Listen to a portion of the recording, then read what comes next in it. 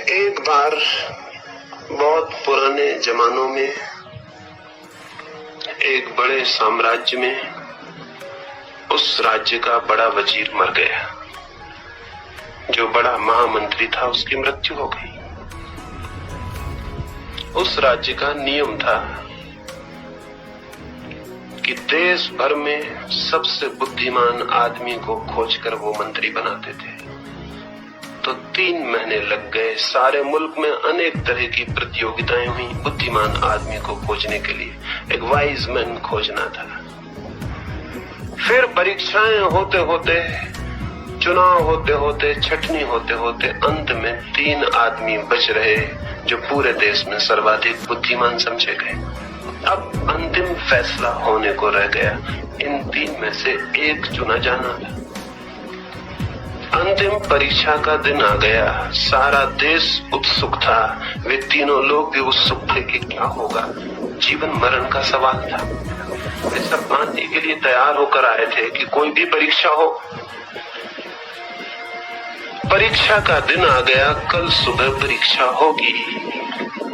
आज सांझ से वे उत्सुक थे कि किसी भांति कल का पर्चा पता चल जाए, जैसा कि सभी परीक्षार्थी उत्सुक होते हैं।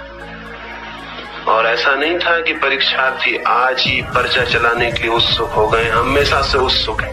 वो भी उत्सुक हो गए, लेकिन वो हैरान हुए। पर्चा पता चलाने की जरूरत ही ना आई। गांव में दीवार दीवार पे पर्चा लगा हुआ था। दुकान दुकान पर उसकी चर्चा थी कि कल ये परीक्षा होने को है। वे बाजार में गए तो उन्हें पता चला ये होने को है परीक्षा। हर आदमी को पता था पूरे गांव में।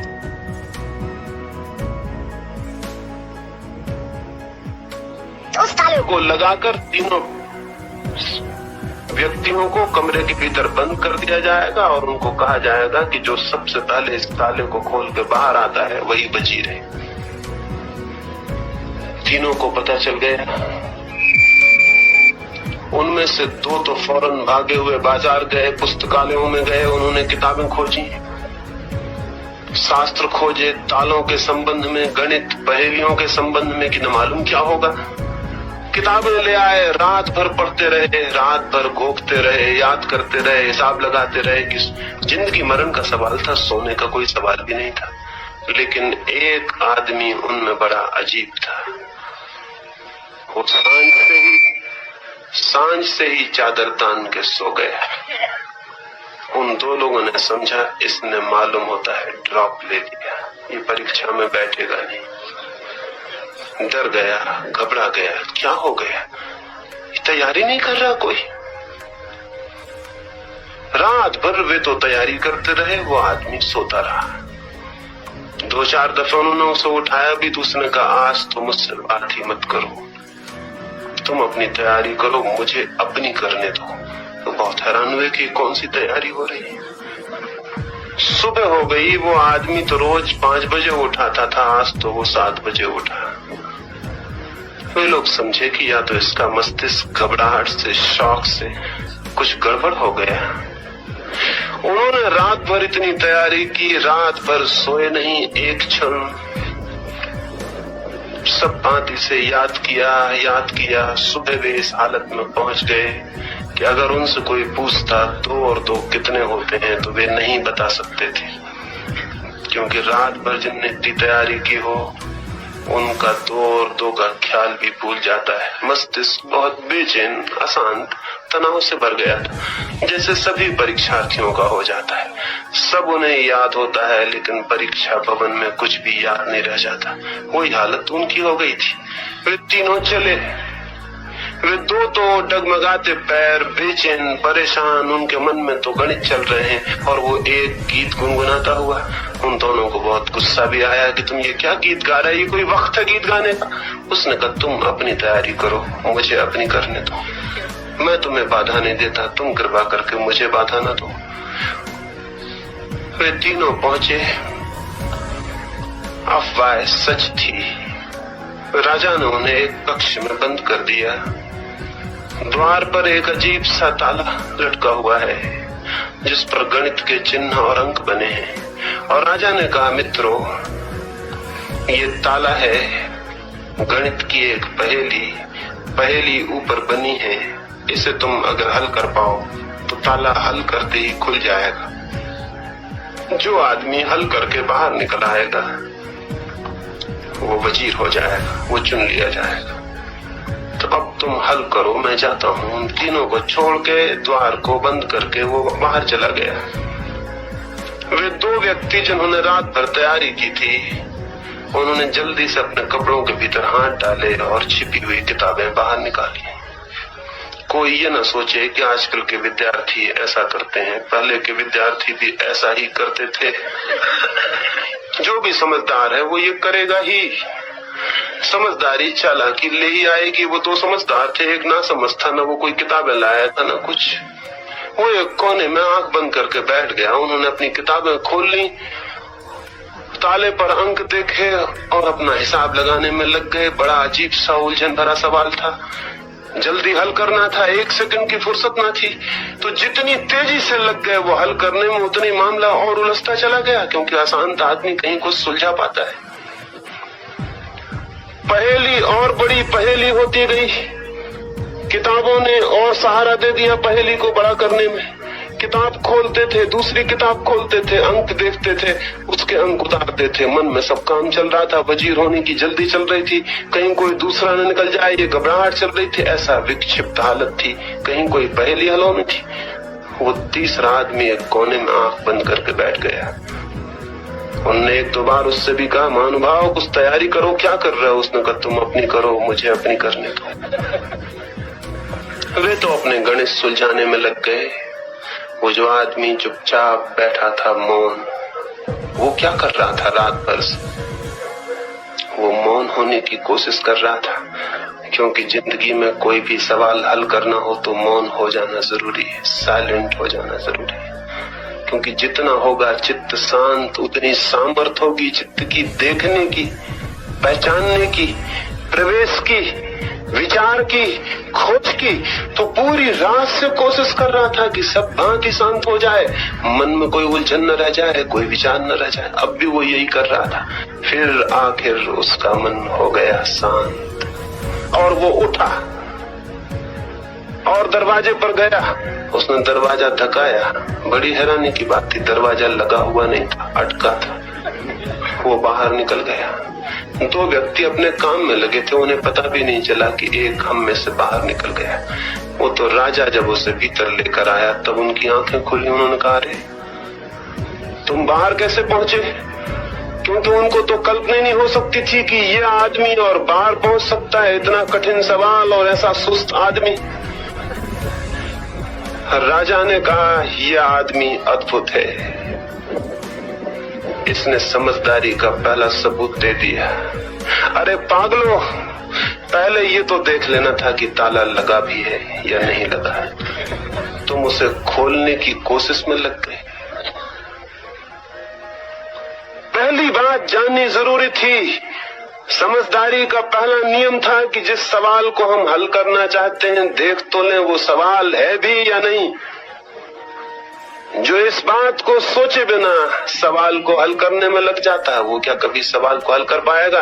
क्योंकि सवाल होता तो हल भी हो जाता, सवाल तो है ही नहीं, तो हल होगा कैसे? इसलिए कठिन होता चला जाता है, कठिन होता चला जाता है।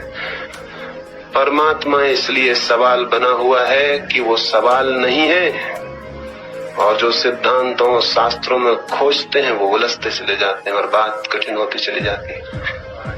परमात्मा का द्वार बंद नहीं है, इसलिए कौन उसे खोलने की कोशिश कर रहा है? परमात्मा का द्वार खुला हुआ है, लेकिन इस खुले द्वार को देखने के लिए एक शर्त जरूरी है। साइलेंट माइंड चाहिए, शांत मन चाहिए। वो शांत मन फौरन कह देगा दरवाजा बंद नहीं है, उठो देखो। तुम धक्का भी नहीं दोगे कि दरवाजा खुल जाएगा। परमात्मा तो बहुत सरल है, आदमी के शास्त्र बहुत कठिन है। परमात्मा तो बहुत सरल है, आदमी की बुद्धिमत्ता बहुत जटिल है। परमात्मा तो बहुत सरल है, लेकिन उस सरलता को पहचानने वाला शांत और सरल मन हमारे पास नहीं। एक जटिल और उलझा हुआ मन लिए हम बैठे हैं, और इस उलझे मन से हम हल करने चलते हैं, हल नहीं होगा और उलझ जाएगा। इसलिए मैं बार बार कह रहा हूं कि तथाकथित ज्ञान परमात्मा तक पहुंचने नहीं देता। शांत मन है उसके लिए द्वार, शून्य मन है उसके लिए द्वार। और जो शांत और शून्य हो जाता है वो जान लेता है सब जो जीवन में अर्थपूर्ण है, सब जो जीवन में आनंदपूर्ण है, सब जो जीवन को आलोक से भर देता है और अमृत से, सब जहां मृत्यु समाप्त है और अनंत का उद्घाटन है। सरल है, बहुत बहुत है सरल, अत्यंत है सरल, एकदम है सरल, क्योंकि है स्वरूप, क्योंकि वही है जो मेरा है। कठिन कैसे हो सकता है? और परमात्मा कठोर नहीं कि उसके द्वार हो बंद, द्वार हैं खुले। लेकिन कोई जाए उन द्वारों के निकट, जाने की ही बात हम इधर 3 दिन किए। ये अंतिम दिन है, अंतिम दिन। अब हम अंतिम बार उस शून्य में बैठने की कोशिश करेंगे जो वो उस आदमी ने की थी। उस कमरे में अकेले में बैठ गया था, चुपचाप मौन।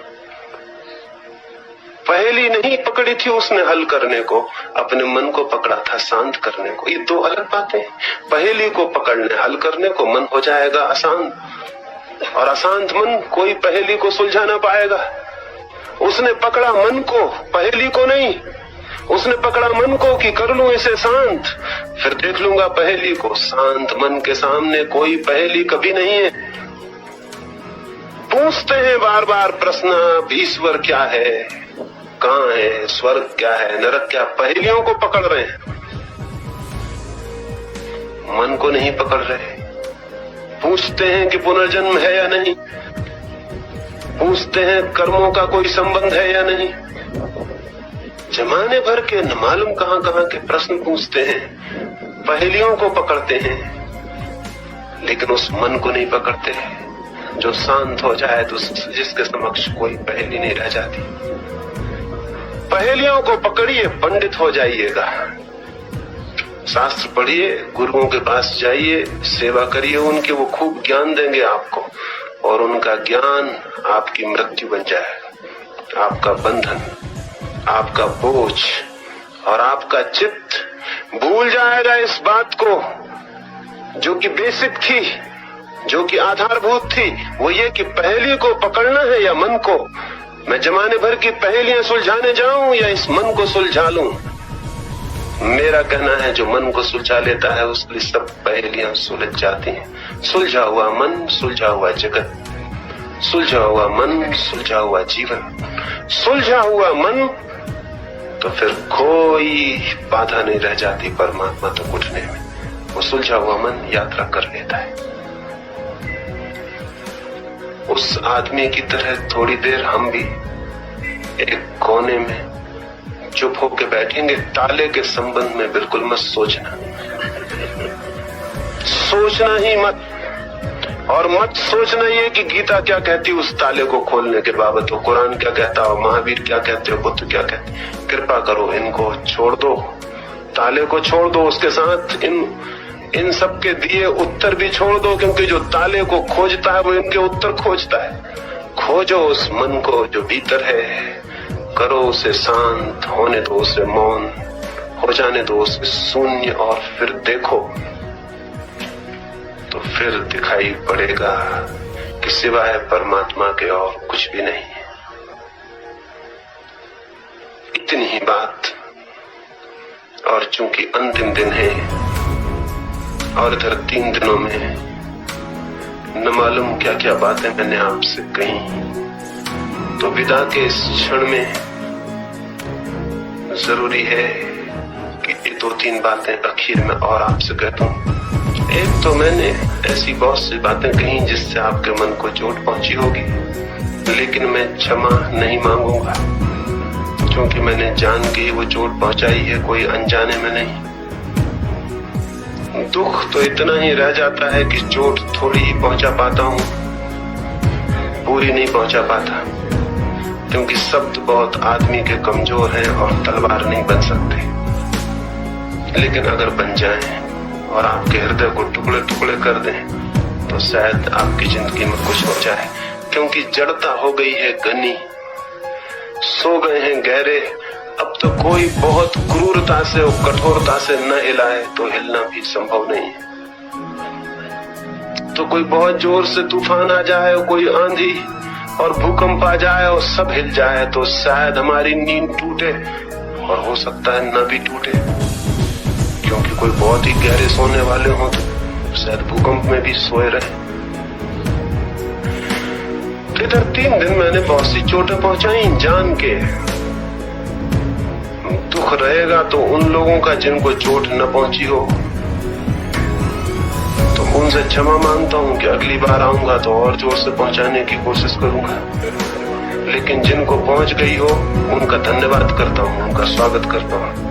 वो चोट उनको चिंतन का मौका दे, विचार का, खोज का। उनके जीवन में कोई घड़ी आ जाए कि वे जाग सकें, खुद कुछ जान सकें, तो ही उन्हें उनकी आत्मा उपलब्ध हो सकती है।